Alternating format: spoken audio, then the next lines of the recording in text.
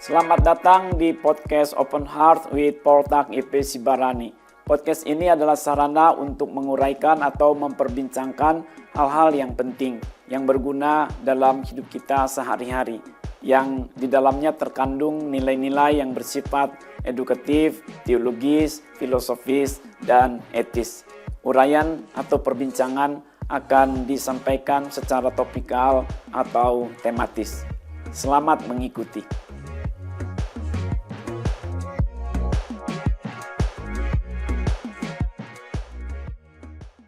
Tema yang akan diperbincangkan pada edisi ini adalah kalah dalam peperangan rohani.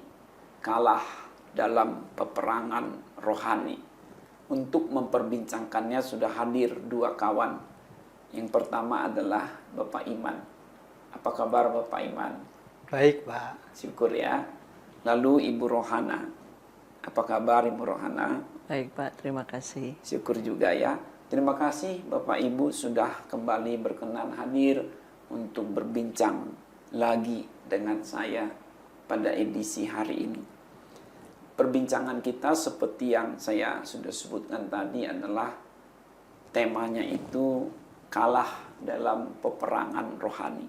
Sesungguhnya ini masih merupakan kelanjutan dari perbincangan kita pada edisi sebelumnya. Kalau kita membaca Alkitab, kitab suci, ternyata banyak betul hal-hal yang tidak enak, tidak baik, tidak mulia dialami oleh orang-orang yang kalah dalam peperangan rohani. Mula-mula adalah akan namanya terjadi peperangan jasmani antara kita dengan sesama. Berikutnya adalah akan terjadi namanya disorientasi, di mana kita akan menyalahgunakan apa yang dititipkan Tuhan kepada kita. Lalu kita akan mengalami namanya kecanduan. Kecanduan atas hal-hal yang sebenarnya cukuplah sedikit saja kita konsumsi, tetapi begitu rupa kita terus menggunakannya sampai kita dikuasai olehnya. Kemudian kita akan menjadi hamba uang, di mana orientasi kita adalah selalu keuntungan materi, mengumpulkan kekayaan begitu rupa. Yang lain tidak kita pikirkan lagi seolah. Dan kita juga akan mengalami namanya kebiasaan berbuat cabul, atau kita hidup dalam percabulan. Nah, 5 hal ini dulu kiranya coba kawan-kawan boleh bantu untuk mengulasnya, atau kita dalami sejenak supaya lebih detail, supaya adalah dari perbincangan ini menjadi catatan Mengenai peperangan jasmani, Pak.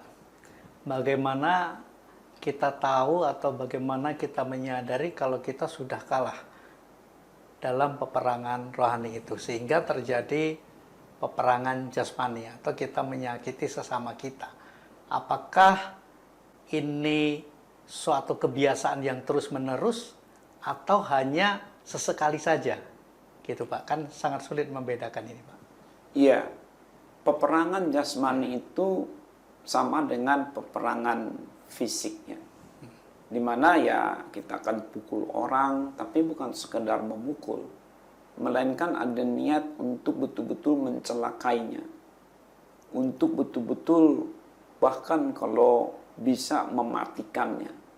Nah, ini kan sudah merupakan sesuatu di luar aturan firman Tuhan. Kita kan seharusnya mengasihi sesama. Mengapa kita jadi membunuh? Dan peperangan jasmani itu bukan hanya membunuh satu orang, bukan hanya menghilangkan nyawa satu orang dalam hal ini, tetapi juga bisa merembet kemana-mana. bisa satu keluarga, bahkan tidak enak memang memperbincangkan itu. Tetapi itulah peperangan jasmani. Karena kalah dalam peperangan rohani, sehingga si jahat itu menguasai orang itu untuk benar-benar mematikan sesamanya. Berarti kalau tidak sampai mematikan atau kita tidak memiliki niat yang begitu jahat, berarti itu belum termasuk dalam kategori kalah dalam peperangan rohani ya Pak? Misalnya mungkin karena jengkel ya dia hanya menyakiti sesaat gitu. Apakah itu sudah termasuk Pak?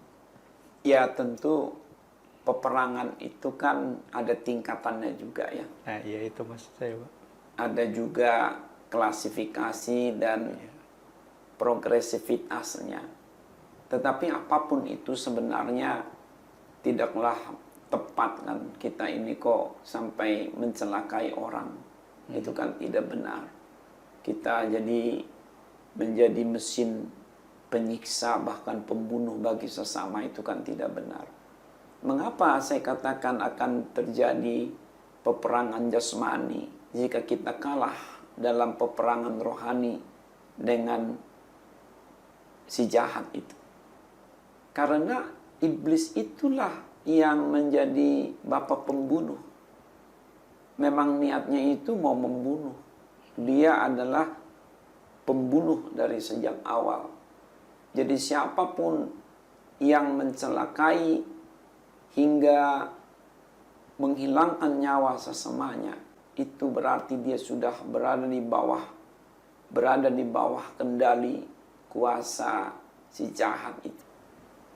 Itu sebabnya tidak mudah memang orang membunuh ya. Tetapi kalau itu sampai terjadi, nyatalah benar-benar dia sudah kalah telak gitu. Sudah dia jadi alat si jahat ini untuk membunuh. Ya, tadi yang ada bagian berikutnya yang Pak Potak katakan akibat daripada peperangan rohani itu atau kalah dalam peperangan rohani itu adalah disorientasi. Apa maksudnya Pak? Ya, disorientasi itu adalah penyimpangan, penyalahgunaan, di mana yang baik menjadi tidak baik. Semua yang diberikan Tuhan, juga masyarakat, orang tua, sesamalah kepada kita, itu kan hal-hal yang baik. Tetapi karena ada kuasa si jahat yang mengendalikan kita, penggunaan yang baik itu menjadi tidak baik. Apapun kan yang baik dapat digunakan menjadi tidak baik. Pisau, senjata,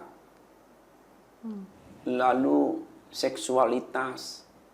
Ini kan hal-hal yang baik jika penggunaannya tepat. Tetapi menjadi buruk jika penggunaannya tidak tepat. Inilah penyelewengan. Jabatan, pangkat, kedudukan, wewenang, kepemimpinan, kemampuan-kemampuan yang begitu rupa telah kita miliki, pengetahuan.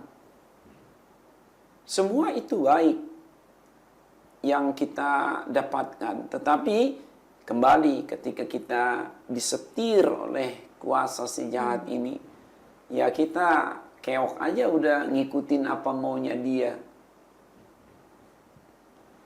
Jadi orang yang mengalami disorientasi akan memiliki kecenderungan untuk melakukan penyelewengan ya Pak? Pasti. Dan disorientasi itu sendiri adalah penyelewengannya. Dan disorientasi bukan bakat bawaan. Jangan bela diri atau bela siapapun yang disorientasi. Itu bukan bakat bawaan. Itu adalah akibat dari kekalahan dalam peperangan rohani.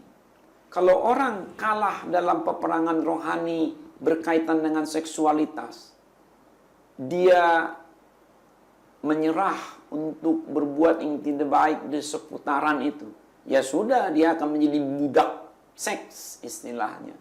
Kasar memang istilah itu, tapi ya itulah yang tidak enak, itulah yang berbahaya dari peperangan rohani jika kita kalah.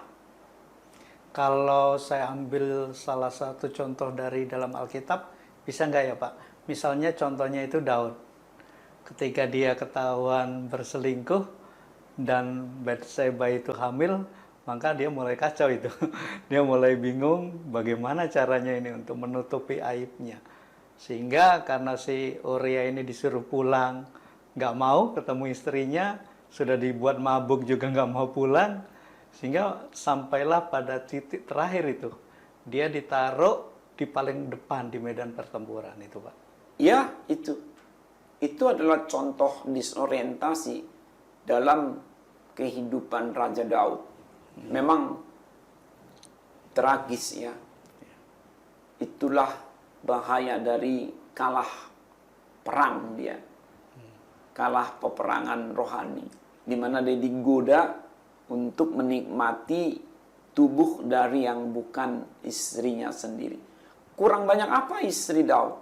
Dan kurang cantik apa? Kalau bicara cantik, di dalam Alkitab disebutkan memang istri-istri Daud itu cantik-cantik. Tetapi tidak jaminan.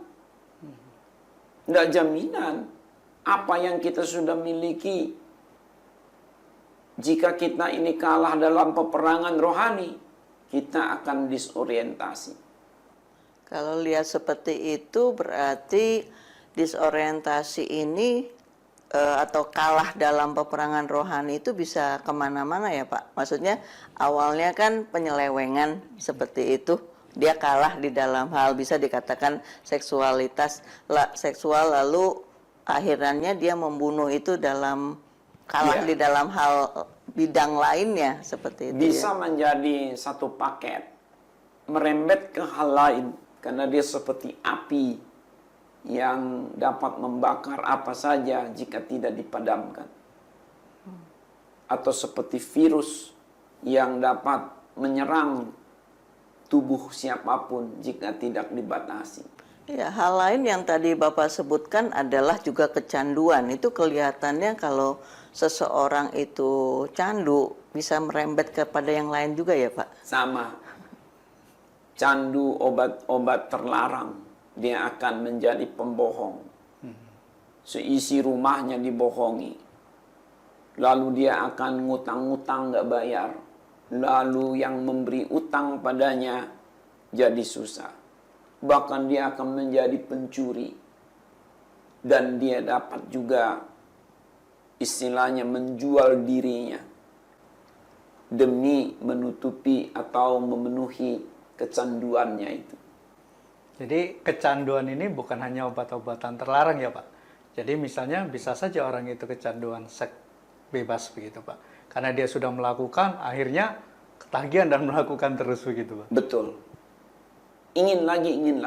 Masalahnya itu bukan kebutuhannya. Kan untuk menakar ini kecanduan atau bukan adalah lihat ini kebutuhannya atau bukan. Lalu dia dengan siapa melakukannya. Itu punya dia atau bukan. Jadi antara kebutuhan dengan bukan kebutuhan. Antara dia punya atau bukan dia punya. Belum lagi bicara yang lain-lainnya. Itu berarti dia sudah mengalami kecanduan. Jadi bisa dikatakan kecanduan itu bukan saja dilihat dari kebutuhan, bisa tidak Pak? Maksudnya di luar daripada standar. Maksudnya kadang-kadang seperti ini, mungkin katakanlah saya suka gula gitu kan, atau minuman gula, meskipun ya saya tahu di pikiran saya itu nggak bagus buat tubuh saya, tetapi ya kadang-kadang over. Jadi kalau misalnya nggak minum teh manis sehari rasanya gimana, nah kira-kira itu masuk kecanduan.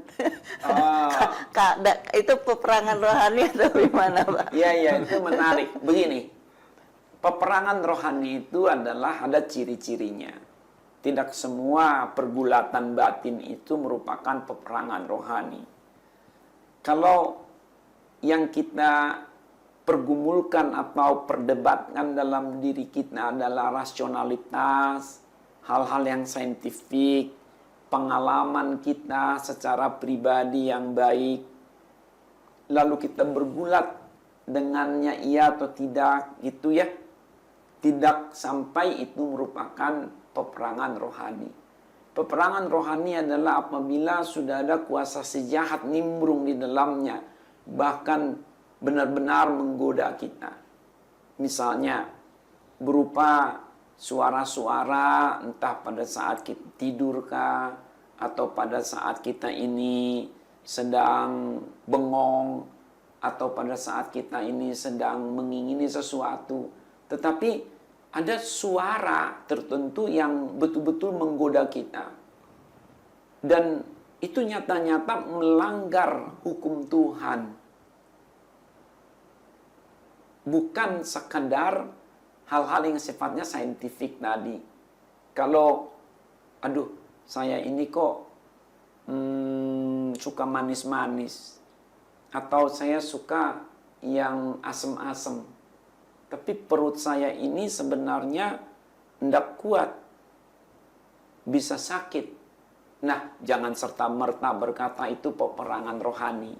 Itu adalah peperangan dengan diri kita sendiri. Peperangan rohani itu bukan dengan diri sendiri. Bukan juga langsung dengan orang lain. Tetapi dengan kuasa si jahat dulu gitu.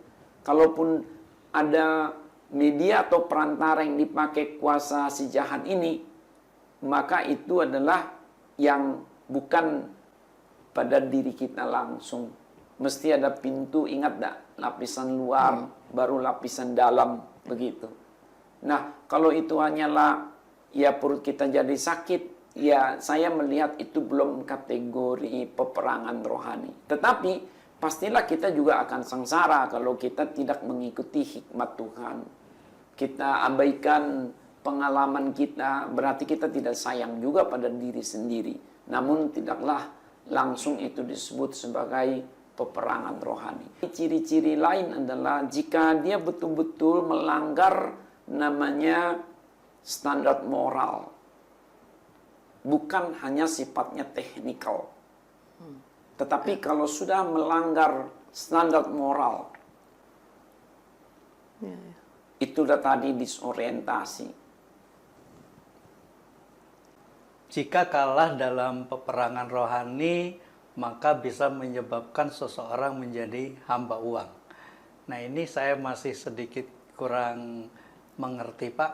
Karena menjadi hamba uang ini kan bisa disebabkan banyak faktor gitu. Bisa dari dirinya sendiri, atau karena situasi sehingga dia bekerja dan ngotot harus mencari uang karena kebutuhan dan lain sebagainya. Begitu, Pak. Mengapa saya sebutkan menjadi hamba uang juga merupakan akibat dari kekalahan peperangan rohani? Karena manusia ini tidak seharusnya menjadi hamba siapapun, kecuali menjadi hamba Tuhan yang menjadikannya, menggembalakannya, memelihara, bahkan menyelamatkannya. Tetapi di dunia ini memang ada orang yang menjadi hamba uang, di mana semua diukur hanya dengan uang. Keberhasilan, kebahagiaan, selalu dengan uang. Perlakuan orang padanya menyayangi atau tidak diukur juga dengan uang. Berarti yang dia cari hanya uang. Dan dia menjadi cinta uang. Kan tidak boleh kita mencintai uang. Cinta akan uang menjadi akar dari segala kejahatan. Berarti kalau orang itu sudah menjadi hamba uang, dia sudah menuruti maunya kuasa si jahat. Itu sebabnya Kristus berkata, jangan kamu mengabdi kepada dua tuan. Kamu jangan mengabdi katamu kepada Tuhan, juga mengabdi kepada Mamon. Mamon itu mudahnya kita pahami sebagai dewa uang. Jadi jelas orang yang menjadi hamba uang adalah orang yang sedang dikuasai oleh roh jahat. Lihatlah orang yang menjadi hamba uang itu. Semua dia tinggalkan demi uang. Berarti menjadi hamba uang ini bisa ditakar ya Pak. Kita bisa melihat bagaimana prioritas, keinginan, ataupun apa yang menjadi keinginan dia yang utama gitu Pak.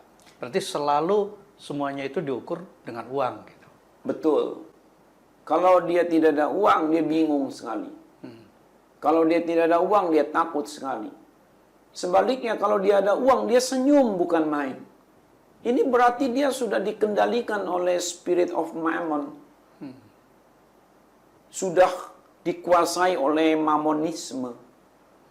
Berarti tidak lagi cinta pada orang tua, tidak lagi cinta pada pasangan hidup, tidak lagi cinta pada anak-anak. Bahaya sekali.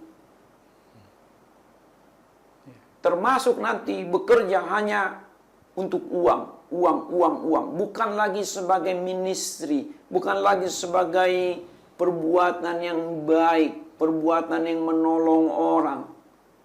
Dia tidak lagi bahagiakan sesamanya lewat pekerjaannya.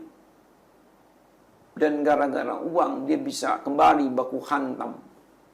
Padahal sedikit saja kan sepertinya. Bukan dia kekurangan, tapi memang sudah cinta uang lah. Gara-gara bagi warisan. Dia bisa tusuk. Aduh, gak enak banget ya, tapi sudah kepalang. Dia tusuk saudaranya sendiri. Itu kan berarti dia sudah dikuasai oleh si jahat melalui tema uang itu. Itu sadis itu. Belum lagi dia jadi korupsi. Dia jadi mencuri, dia lupa. Kalau dia sampai melakukan itu, berapa banyak orang jadi terlantar. Boro-boro dia santuni orang. Dia yang kuras punya orang. Itu kan siapa lagi di balik itu? Kalau bukan si jahat yang sudah memenangkan peperangan, pertarungan dengannya sebelumnya. Jadi cinta uang menjadi hamba uang itu adalah akibat dari kalah perangnya dia. Kekalahan itu juga tentunya melewati suatu proses ya. Tadi awalnya digoda seperti itu lalu terpikat. Kalau di dalam hal katakanlah percabulan seperti itu, tentunya orang tidak tiba-tiba ke arah sana. Tentunya perlu melewati proses. Nah, kira-kira proses seperti apa Pak sehingga orang itu kalah di dalam peperangan rohani sehingga dia jatuh di dalam dosa percabulan itu? Dosa percabulan itu bukan dosa biasa. Dosa percabulan itu adalah dosa yang akut di bidang perzinahan. Berzinah. Ini kata tidak enak kita dengar. Tetapi harap maklum kalau saya pendengarkan. Dimulai dari dulu pertama kali dia kalah dalam peperangan rohani di bidang itu. Pertama kali dia berzina. Itu adalah kekalahan pertama kali juga dengan kuasa si jahat itu di bidang itu tadi. Dan dia terus menindaklanjutinya hidup di dalam perzinahan. Is the same with percabulan, adultery itu. Dia sudah menjadi habit ya bagaimana ya. Sudah seperti mendarah daging. Kan tidak seharusnya kita kok bisa bersetubuh dengan yang bukan pasangan kita. Itu kan sebenarnya najis toh. Ya. Kalau orang itu moralnya netral ataupun moralnya baik, dia melihat hal-hal yang sensual saja, dia tutup mata. Atau ada yang risih. Tapi kok orang bisa meladeni banyak orang, bahkan dia juga meladeni siapa sajalah gitu ya, demi memuaskan hawa nafsunya. Itu berarti dia sudah diikat oleh kuasa si jahat. 1 Korintus pasal 6 ayat 19, 20, sebelumnya dari ayat 18. Juga dalam Roma pasal 6 ayat 18 sampai 20. Betapa dosa percabulan ini menjadi satu dosa yang sangat disorot dalam Alkitab. Itu sebabnya kita bersyukur contoh-contoh di dalam perjanjian baru, Kristus juga membebaskan orang-orang yang hidup dalam percabulan sehingga mereka mengalami pertobatan, mengalami kemerdekaan. Wanita Samaria di dalam Yohanes pasal 4. Lalu Maria Magdalena di dalam Injil Lukas pasal 8 ayat 1 sampai 3. Juga dalam bagian-bagian lain pada masa pelayanan Kristus itu. Jadi harap maklum kalau saya katakan percabulan bukan dosa biasa. Itu dosa yang sangat berat. Jadi kalau dilihat dari itu semuanya prosesnya itu dari otak ya Pak. Maksudnya dari apa yang kita lihat, apa yang kita dengar itu kan maksudnya godaan. Mungkin awalnya katakanlah kalau di dalam kasus seperti ini dilihat karena ya mungkin awalnya majalah istilahnya yang cukup ekspos seperti itu lalu terbawa kepada hal-hal yang lain. Ya, tentu sesuai dengan konteks zaman, media yang mengumbar hawa nafsu percabulan itu kan sesuai dengan konteks zamannya. Ya.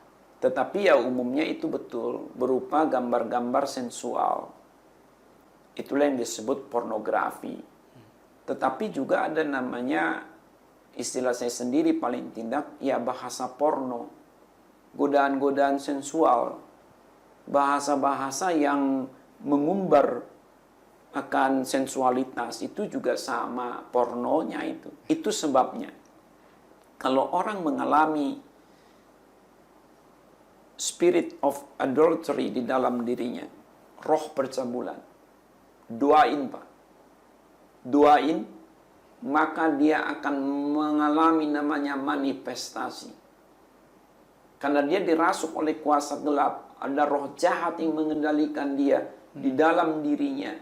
Itu yang harus diusir secara seremoni spiritual ya.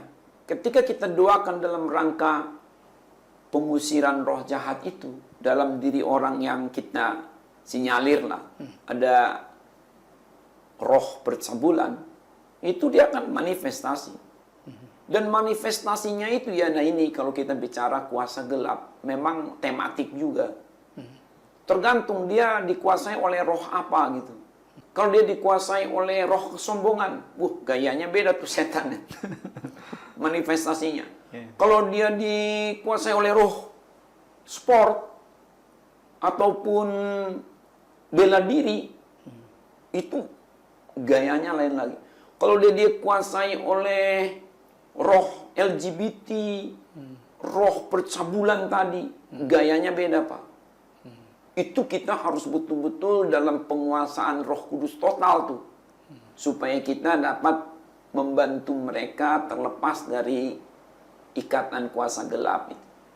Tadi kan saya masuk dalam hal ini karena untuk menandai atau menjelaskan atau membuktikan bahwa benar loh ada roh percabulan itu. Pak Poltak tadi sudah menguraikan beberapa akibat daripada kalah dalam peperangan rohani. Apakah masih ada lagi akibat lainnya? Masih banyak yang dapat disebutkan sebagai akibat dari kekalahan dalam peperangan rohani. Di antaranya yang lain itu adalah kita akan meninggalkan keluarga kita. Meninggalkan orang tua kita, ayah ibu kita. Meninggalkan suami atau istri kita. Meninggalkan anak-anak kita. Lalu kita akan mencelakai diri sendiri. Termasuk sampai pada akhirnya ingin bunuh diri. Jadi kalau ada orang tuh kita lihat mencelakai dirinya, oh itu bukan gangguan kejiwaan amsi. Itu adalah sudah dirasuk oleh kuasa si jahat. Dia kalah dalam peperangan dalam hal itu. Sehingga dia mau mencelakai dirinya berulang-ulang. Dan semakin hari semakin parah. Kemudian jika kita kalah dalam peperangan, nah ini tadi saya sudah singgung. Kita dapat mengalami namanya kesurupan atau kerasukan roh jahat.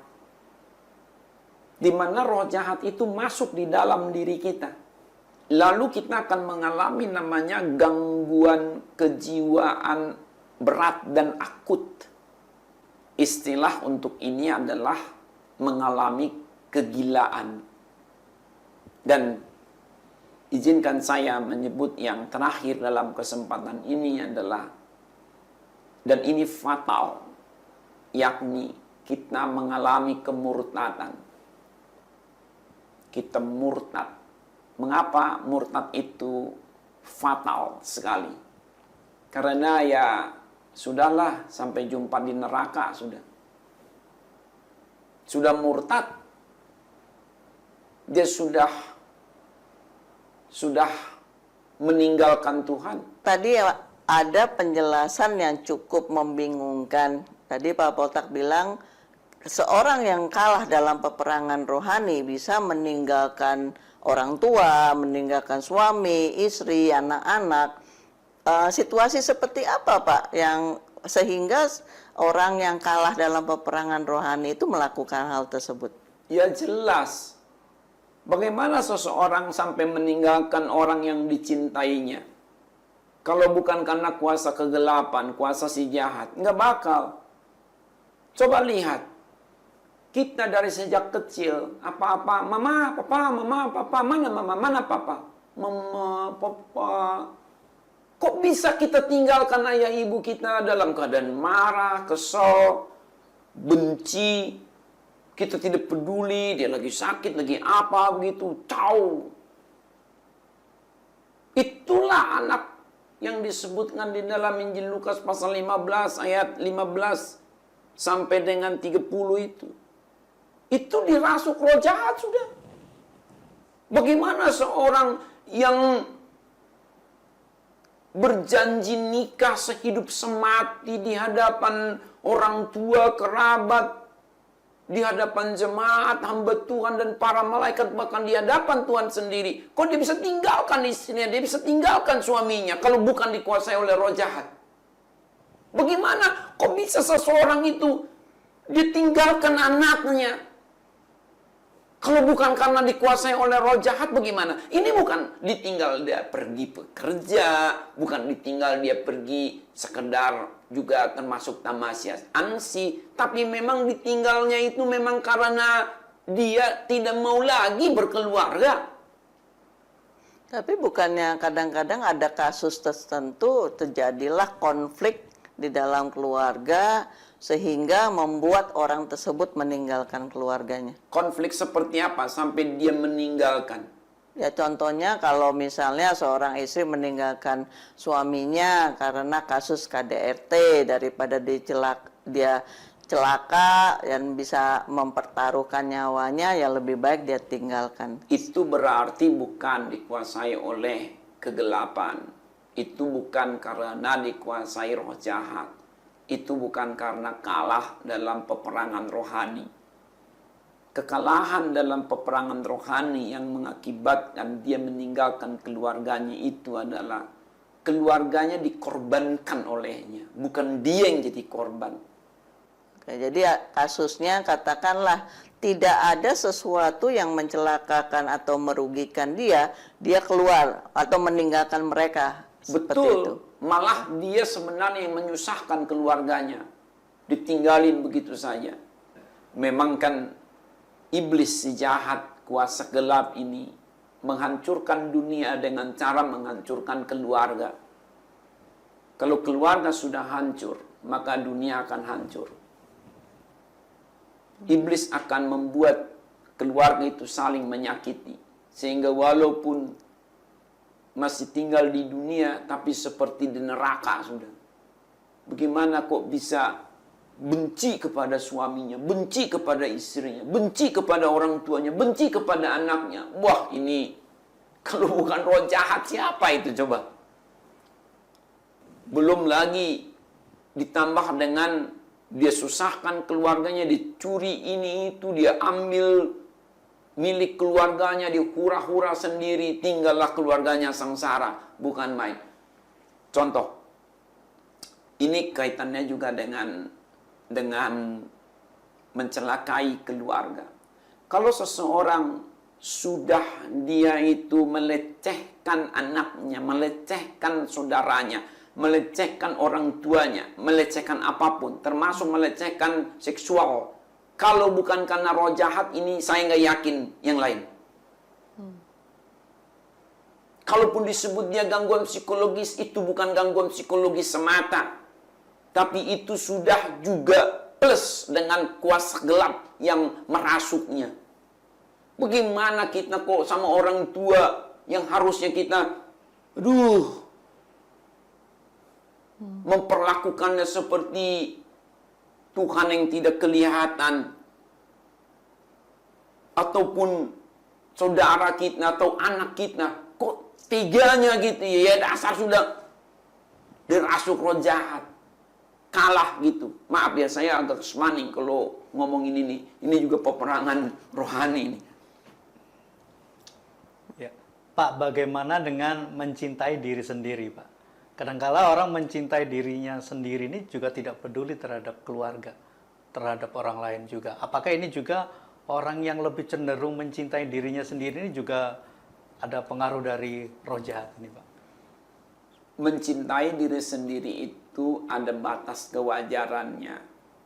Dan tidak salah toh mencintai diri sendiri daripada mencelakai diri sendiri. Ya tentu kita harus mencintai diri sendiri. Dan jangan katakan mengasihi orang lain tetapi tidak mengasihi diri sendiri. Kasihilah sesamamu manusia seperti dirimu sendiri. Berarti start with ourselves, myself. Tetapi jangan berhenti di kita kasih itu. Dimulai dari kita, berakhir pada orang lain. Di mana-mana begitu. Yang tidak boleh itu adalah egois.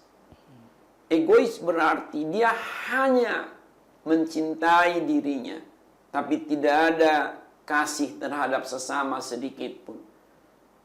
Jangan hanya mencintai diri sendiri, itulah ajaran Alkitab, tetapi mencintai sesama juga.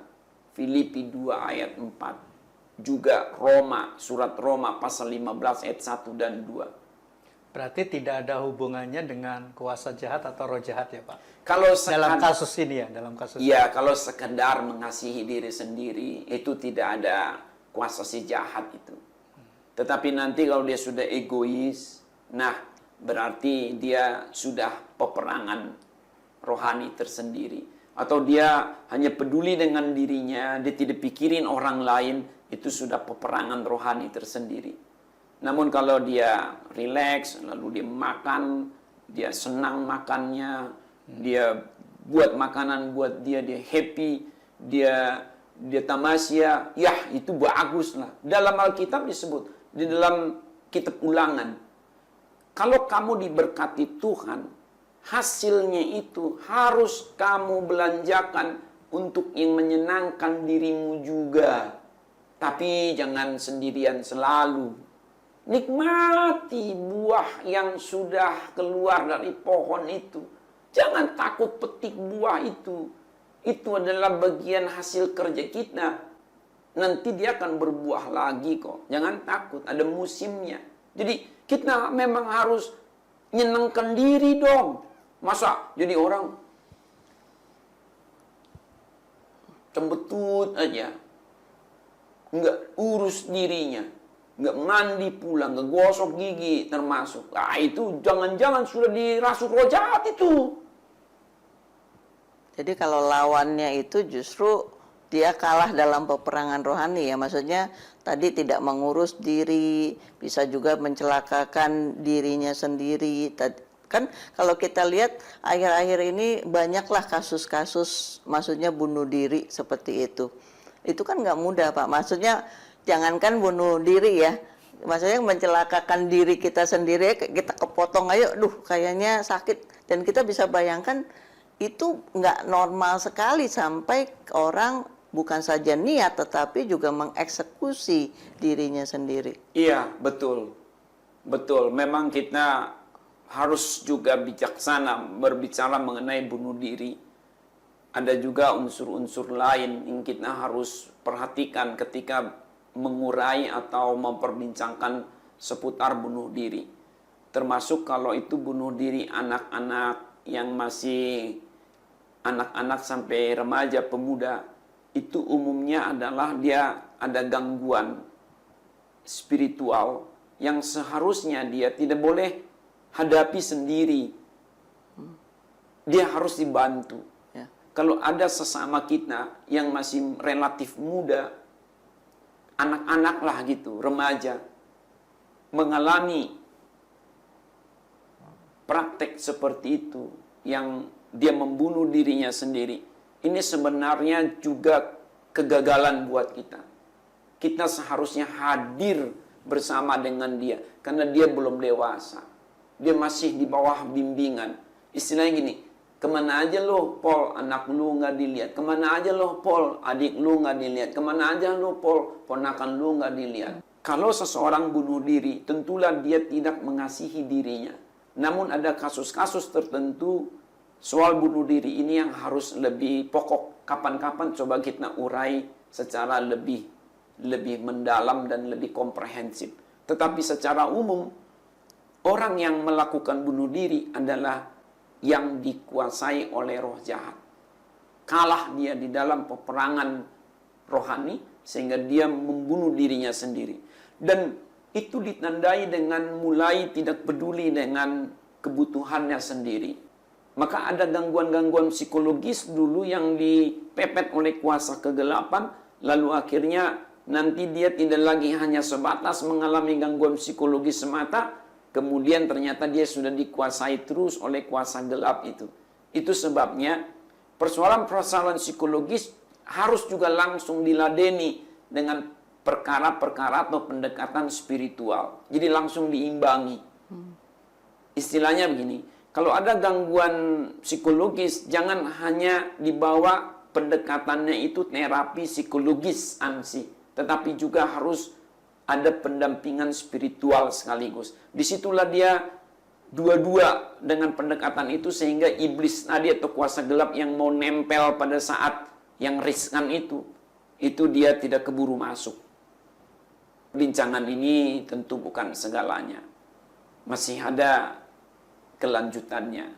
Saya mau ajak Anda berdua, Bapak Ibu yang saya kasihi ini, untuk kita coba perbincangkan pada edisi berikutnya seputar tadi itu, langkah-langkah agar kita menang dalam peperangan rohani. Langkah-langkah memenangkan peperangan rohani. Itulah yang kita coba akan perbincangkan berikutnya. Demikian perbincangan ini kita akan akhiri. Apabila Anda tergerak untuk mendukung kelancaran podcast ini, silahkan Anda dapat klik sendiri di layar Anda keterangan mengenai lembaga pelayanan kami. Lihat di sana ada nomor kontak yang dapat dihubungi, juga ada alamat email yang dapat dihubungi, dan ada nomor lembaga pelayanan kami yang melaluinya Anda dapat menyalurkan dukungan kasih Anda. Terima kasih.